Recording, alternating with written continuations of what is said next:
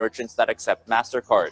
The two companies are hoping to leverage Grab's 110 million users and match them with MasterCard's network of 3 million merchants. It will also allow more unbanked users to transact online.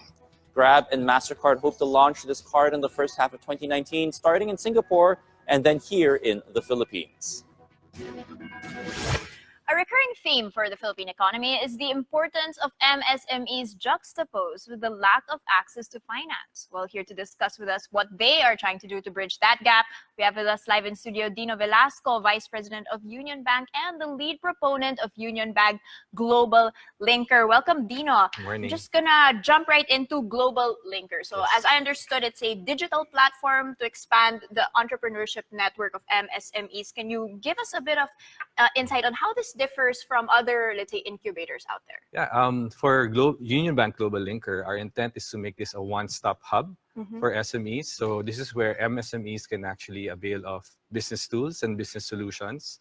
As you know, an SME wakes up in the morning, our vision is for him to make use of the platform, and throughout his whole day of managing his business, we want him to make this a part of their lives and help them manage and grow their business.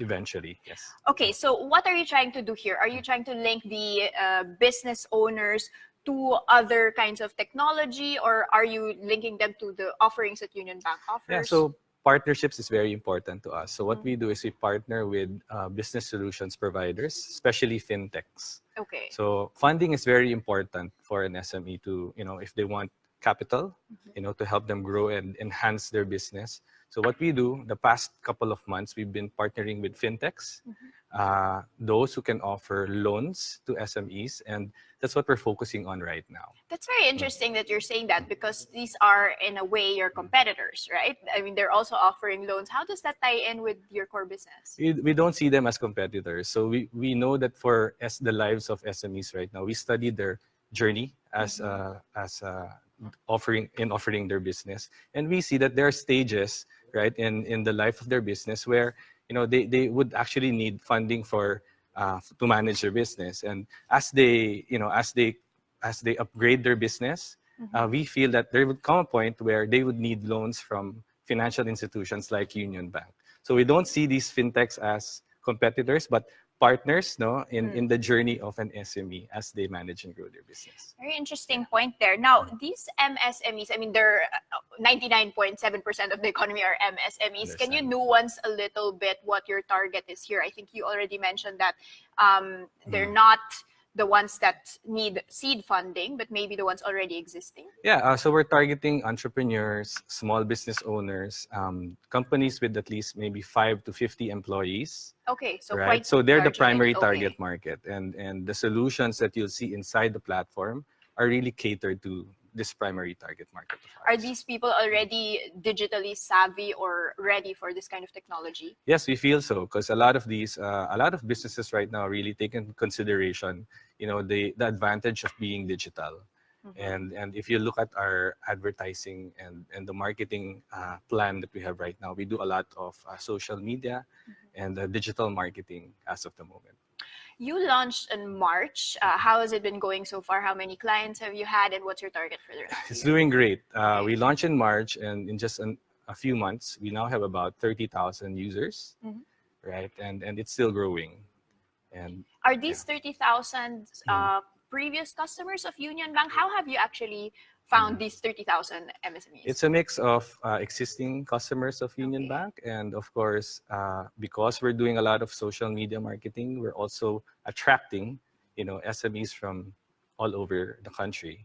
Yeah, so that's it. And speaking of Union Bank, it's a question that I had there, why a bank is actually creating such a platform. What's in it for you? If this platform is free and you're giving these services, I mean, how does it benefit? Is it just because they end up getting loans from Union Bank in the long term, or how are you capitalizing on it? For Union Bank, we're trying to embed ourselves into the lives of SMEs, right? We're not hard selling our products and services. We feel that this platform becomes an engine where we can actually eventually get leads for our products and services. But what's important for us is we think first of what an SME would need. And eventually, hopefully, they'll apply for Union Bank products and services. Dino, let's talk a little bit about fintech solutions here. You're in this field itself, and there are a lot of solutions out there, but none so big that it's really taking off. We had Deputy Governor of the BSP, Chief Anasher, mentioning this, that there's still a push that is needed, particularly for our local banks to jump in on this fintech digital bandwagon. What is going on here?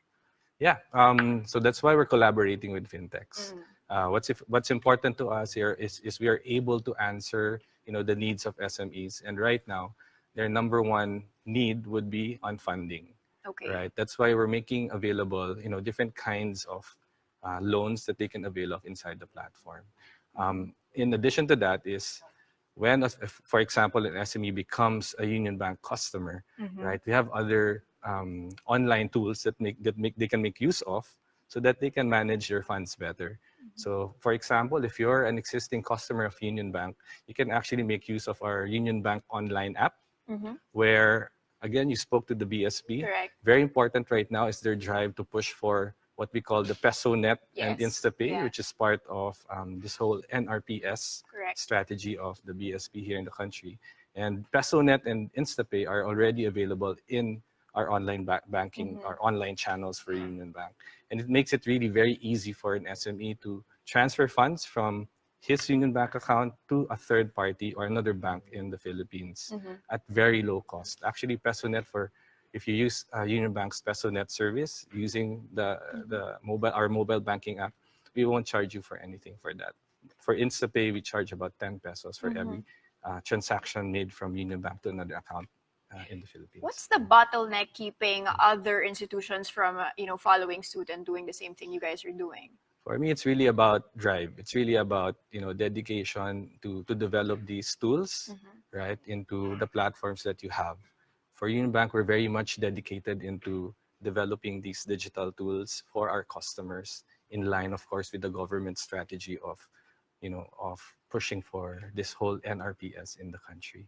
And Dino, just to close, you did mention off-cam a sort of promo that you had. Can you explain to us what this is actually and how this links to Global Linker? Yeah, so Union Bank Global Linker, it's new in the market, and we're trying to gain more users and traction into the platform.